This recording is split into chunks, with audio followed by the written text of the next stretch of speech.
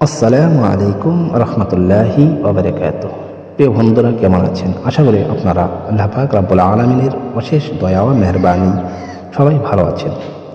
প্রিয় বন্ধুগণ, আজকে আমি আপনাদের সম্মুখে যে আমলটি তুলে ধরব খুবই গুরুত্বপূর্ণ একটি আমল, দৃষ্টি শক্তি বৃদ্ধির দোয়া।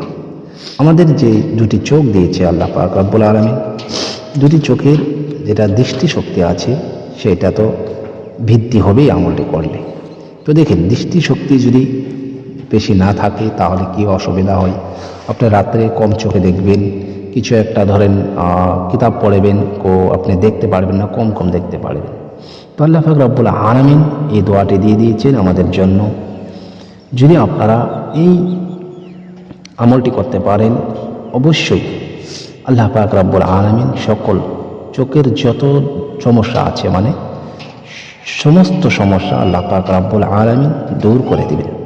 কিভাবে আমলটি করবেন শুনেন।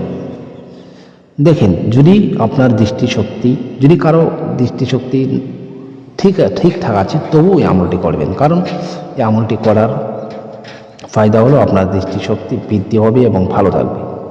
তো যখন আমলটি করবেন, আপনার চোখে হাত রাখবেন, হাত রেখে আপনি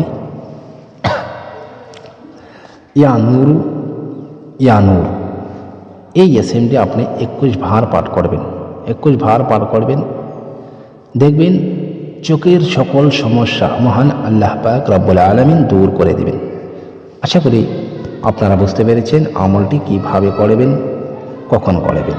মানে যে কোনো টাইমে আপনি আমলটি করবেন। চোখের উপর হাত রেখে আপনি ইয়ানুর 21 বার পাঠ করবেন। ইনশাআল্লাহ আল্লাহ পাক রব্বুল আলামিন আপনার চোখের সকল সমস্যা দূর করে দেবেন।